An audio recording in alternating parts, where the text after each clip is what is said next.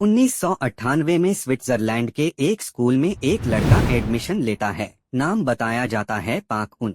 School को बताया गया कि वह एक नॉर्थ कोरियन डिप्लोमेट का बेटा है, लेकिन स्कूल को ये नहीं पता था कि उनके सामने खड़ा ये लड़का नॉर्थ कोरिया के भविष्य के तानाशाह का बेटा था। और सबसे क्रेजी बात, उसके आसपास के लोगों को जरा सा भी अंदाजा नहीं था कि ये लड़का एक दिन नॉर्थ कोरिया का सुप्रीम लीडर बनने वाला है। लेकिन यहाँ एक सवाल है, किम जोंग उन को स्विट्जरलैंड जैसे कंट्री में स्कूल भेजा ही क्यों गया था? आखिर नॉर्थ कोरिया के भविष्य के लीडर को अपने कंट्री से इतनी दूर और वो भी इतनी सीक्रेसी के साथ क्यों रखा गया? इस सवाल का जवाब जानने के लिए हमें पहले उस लड़के की स्विट्जरलैंड वाली जिंदगी को समझना होगा। किम जोंग उन के father Kim Jong Il north Korea के रूलर थे और उनके फैमिली मेंबर्स की पर्सनल लाइफ को दुनिया से दूर रखना रिजीम के लिए एक्सट्रीमली इम्पोर्टेंट था।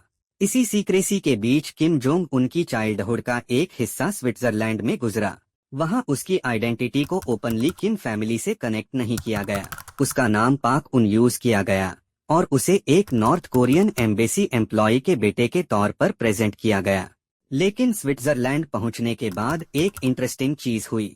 जिस लड़के की जिंदगी नॉर्थ कोरिया की स्ट्रिक्ट दुनिया से जुड़ी हुई थी, वो खुद वेस्टर्न कल्चर के बीच रह रहा था। उसे बास्केटबॉल बहुत पसंद था और उसका फेवरेट प्लेयर था माइकल जॉर्डन, अमेरिका का लेजेंडरी बास्केटबॉल प्लेयर, जिसे एनबीए के ग्रेटेस्ट प्लेयर्स में से एक माना जाता है। रिपोर्ट्स के मुताबिक Kim Jong Un Michael Jordan का बड़ा फैन था और बास्केटबॉल उसकी टीनेज लाइफ का एक इम्पोर्टेंट हिस्सा था। स्विट्जरलैंड में स्कूल पढ़ते वक्त किम जोंग उन का एक सबसे पक्का दोस्त था, जोआओ मिकाइलो, एक पुर्तगाली लड़का। दोनों साथ में प्लेस्टेशन खेलते, मैथ और जर्मन सीखते और माइकल जॉर्डन के फैन होने की वजह से बास्केटबॉल खेलते थे। मगर वहाँ किम के साथ उसकी आंट और अंकल भी रहते थे जो उसकी देखभाल करते थे। 1998 में किम की मां को कैंसर हो गया। नॉर्थ कोरिया के सख्त नियमों की वजह से आंट और अंकल को डर लगा कि अगर किम की मां मर गई तो उनका सपोर्ट खत्म हो जाएगा। उन्हें डर था कि नॉर्थ कोरिया का डिक्टेटर किम जोंग इल उनकी पावर छीनकर उन्हें जेल में डाल देगा या मार देगा। इसी डर से वे किम को रात के अंधेरे में अकेला छोड़कर यूएसए भाग गए।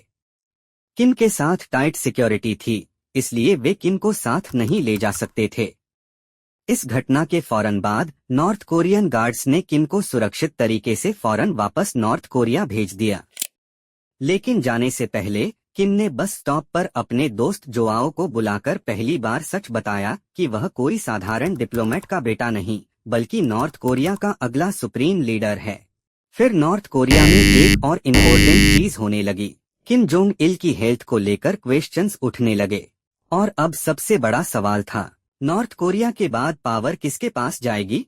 किम जोंग उन उस वक्त दुनिया के लिए कोई वेल नोन लीडर नहीं था, लेकिन किम फैमिली के अंदर सक्सेशन का गेम शुरू हो चुका था। और फिर 2010 में दुनिया ने एक यंग मैन को नॉर्थ कोरिया के टॉप लीडरशिप सर्कल में देखना शुरू किया। नाम था किम जोंग उन।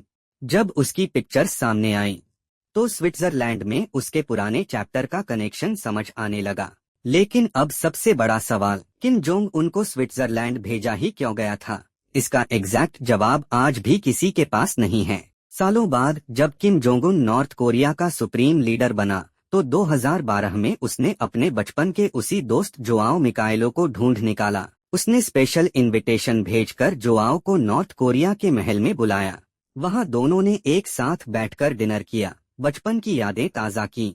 और अब आप बताओ, अगर आप उस स्कूल में उसके क्लासमेट होते तो क्या आपको यकीन आता? मिलते हैं ऐसी ही अगली वीडियो में, तब तक के लिए अल्लाह हाफिज।